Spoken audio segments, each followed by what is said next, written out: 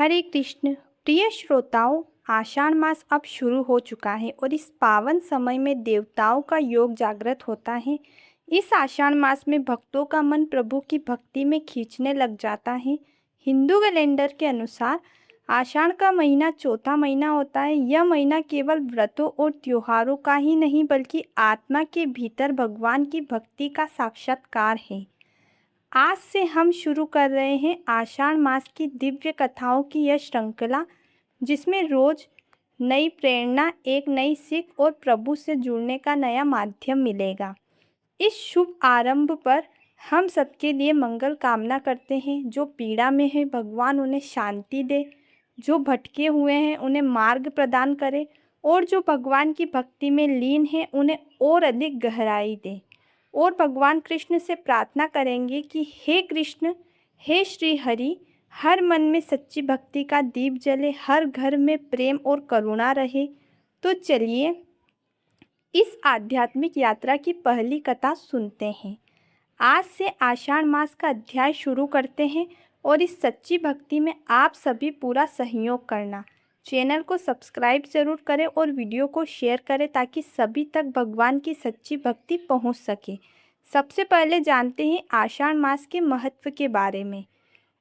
साल 2026 में आषाढ़ का महीना 30 जून मंगलवार से प्रारंभ होगा और समाप्त होगा 29 जुलाई बुधवार गुरु पूर्णिमा के दिन। आषाढ़ के महीने में देवशयनी एकादशी का व्रत किया जाता है और धार्मिक मान्यताओं के अनुसार देवशयनी एकादशी से ही भगवान विष्णु क्षीर सागर में विश्राम करने जाते हैं और इसी दिन से शुरू होता है चतुर्मास। इस चतुर्मास में कोई भी शुभ और मांगलिक कार्य नहीं किया जाता है और इस चतुर्मास में बहुत सारे त्योहार धूमधाम से मनाए जाते हैं। अब वह कौन कौन से त्योहार हैं इनके बारे में जानने से पहले यह जान लेते हैं कि आषाढ़ मास में क्या करना चाहिए और क्या नहीं करना चाहिए।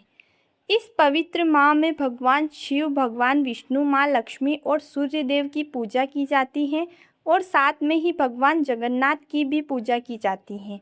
पूरे महीने ब्रह्मा मुहूर्त में उठकर स्नान करके भगवान सूर्य देवता को जल अर्पित करना चाहिए। तुलसी की पूजा करें और उन्हें भी जल अर्पित करें। ओम भास्कराय नमः मंत्र का जाप प्रतिदिन सूर्य देवता को जल अर्पित करते हुए करें। ओम सूर्य देवताय नमः मंत्र का जाप भी आप कर सकते हैं। ओम नमो भगवते वासुदेवाय नमः मंत्र का जाप प्रतिदिन करें। ओम शिवाय नमः आदि मंत्रों का जाप करें। इस आषाढ़ मास में जितना हो सके उतना दान करना चाहिए। जप, तप, पितृ तर्पण आदि करें। किसी गरीब को छाता, चप्पल, वस्त्र, अन्न आदि का दान करना चाहिए। आषाढ़ मास में यात्रा करना बहुत ही शुभ माना जाता है, तो इस महीने में यात्रा अवश्य करें। अब जानते हैं आषाढ़ मास में क्या नहीं करना चाहिए। तो इस महीने में आप बैंगन, मसूर की दाल, पत्ता गोभी ऐसी पत्ते वाली जो सब्जियां होती हैं उन्हें खाने से बचें। जितना हो सके सात्विक भोजन ही करें। आपको इन सब्जियों का सेवन नहीं करना है। मांस, मदिरा, लहसुन का भी सेवन आषाढ़ मास में नहीं करना चाहिए। तली भुनी चीज़ें ना खाएं। झूठ या अशब्द न बोलें। अगर कोई घर आए तो उसे खाली हाथ ना लौटाएं। हर महीने की शुरुआत में पहला व्रत होता है कृष्ण पक्ष की संकष्टी चतुर्थी का व्रत, जो इस बार 3 जुलाई शुक्रवार को रहेगा। उसके बाद 8 जुलाई दिन बुधवार को काला अष्टमी और 10 जुलाई शुक्रवार के दिन योगिनी एकादशी का व्रत रहेगा। 12 जुलाई दिन रविवार को प्रदोष का व्रत रहेगा। आषाढ़ मास की अमावस्या रहेगी 14 जुलाई मंगलवार के दिन और अगले दिन से ही गुप्त नवरात्रि की शुरुआत होगी, जिसके चलते 16 जुलाई को भगवान जगन्नाथ रथ यात्रा भी रहेगी और 25 जुलाई को देवशयनी एकादशी का व्रत रहेगा। इस प्रकार 29 जुलाई को आषाढ़ मास समाप्त होगा और उसके बाद श्रावण का महीना शुरू होगा। कांवड़ यात्राएं निकलेगी और इस पूरे महीने बहुत सारे त्योहार आएंगे। प्रतिपदा तिथि 30 जून रात 9:30 तक रहेगी। उसके उपरांत द्वितीया तिथि लगेगी और सूर्योदय होगा सुबह 6 बजे, सूर्यास्त 7:06 पर। चंद्रोदय होगा 7:48 पर। अब सुनिए आज की कथा। उससे पहले हम सब भगवान विष्णु के चरणों में अपना प्रणाम करते हैं। ओम भगवते वासुदेवाय नमः। ओम नारायणे नमः मंत्र का जाप करके भगवान विष्णु के सामने नतमस्तक होकर उनसे प्रार्थना करते हैं कि इस पूरे महीने हम प्रतिदिन नित मन से आपकी सेवा करेंगे, झूठ नहीं बोलेंगे, किसी व्यक्ति का अपमान नहीं करेंगे, किसी जानवर को ठेस नहीं पहुंचाएंगे और ना ही मांसाहार या अन्य कोई ऐसी वस्तु का सेवन करेंगे जिससे हमारा धर्म हमें अनुमति न देता हो। एक समय नैमिषारण्य में अनेक ऋषि मुनि एकत्र होकर यज्ञ कर रहे थे। आसपास का वातावरण एकदम सुंदर और मन को मोह लेने वाला था।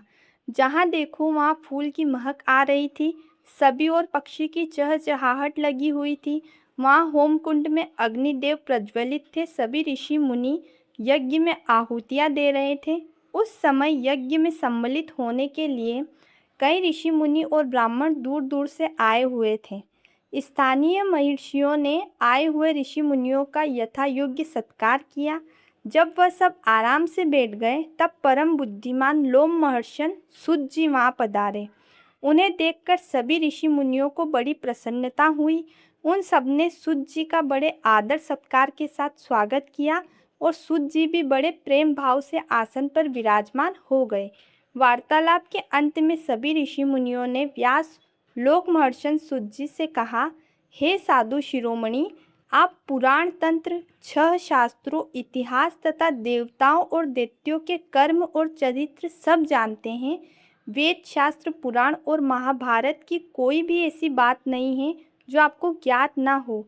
उन्होंने सूत जी से विनम्रता पूर्वक पूछा, हे महात्मन, कृपया हमें बताइए कि आषाढ़ मास इतना पवित्र क्यों माना गया है? इस मास में कौन से पुण्य कर्म करने चाहिए और इसका क्या फल प्राप्त होता है? तब सूत जी मुस्कुराए और बोले, हे ऋषियों, आपने अत्यंत कल्याणकारी प्रश्न किया है। जो मनुष्य आषाढ़ मास का महत्व श्रद्धापूर्वक सुनता है वह भगवान विष्णु की कृपा का पात्र बनता है और उसके जीवन में सुख, शांति तथा आध्यात्मिक उन्नति का मार्ग खुलता है। सभी ऋषि मुनि सूत जी की तरफ देखते हुए बड़े ही भाव से सुनने लग गए। तब सूत जी ने आगे कहा कि आषाढ़ मास मनुष्य को यह स्मरण कराता है कि केवल सांसारिक सुख ही जीवन का उद्देश्य नहीं है। सच्चा सुख ईश्वर की भक्ति, सत्कर्म और सेवा में है। इस महीने प्रातःकाल स्नान करके भगवान विष्णु का ध्यान करना, तुलसी को जल अर्पित करना, दीप जलाना, मंत्र जप करना और अपने सामर्थ्य के अनुसार दान करना अत्यंत शुभ माना गया है और यह कर्म हर इंसान को करना चाहिए ताकि अंत में उन्हें बैकुंठ में अपना स्थान मिले। कहा जाता है कि इस मास में किया गया छोटा सा पुण्य कार्य भी अनेक गुना फल देता है यदि वह सच्ची श्रद्धा और निष्काम से किया जाए तो। अगर दान भी बिना किसी को बताए आप करेंगे तो उसका फल ज़्यादा मिलता है और वह कर्म आपके आगे जरूर काम आएगा। भगवान बाहरी दिखावे से नहीं बल्कि भक्त के निर्मल हृदय और सच्ची भावना से प्रसन्न होते हैं। इसलिए आषाढ़ मास हमें अपने जीवन में संयम, विनम्रता, सेवा, दया और भक्ति को अपनाने की प्रेरणा देता है। जो व्यक्ति इन गुणों को अपने जीवन में उतारने का प्रयास करता है उसका जीवन धीरे धीरे आनंद और संतोष से भरने लगता है। सभी ऋषि मुनि सूत जी की यह बातें बड़े ही भाव से सुनते रहे और ये जान गए कि आषाढ़ का महीना सच में बड़ा पुण्यदायी होता है। प्रिय भक्तों, आषाढ़ मास केवल व्रत और पूजा तक सीमित नहीं है। यह अपने मन को पवित्र करने, ईश्वर के प्रति प्रेम बढ़ाने और अच्छे कर्म का अवसर है। यदि हम इस पूरे महीने श्रद्धा और भक्ति के साथ भगवान का स्मरण करें तो हमारा जीवन भी सकारात्मक दिशा में आगे बढ़ सकता है।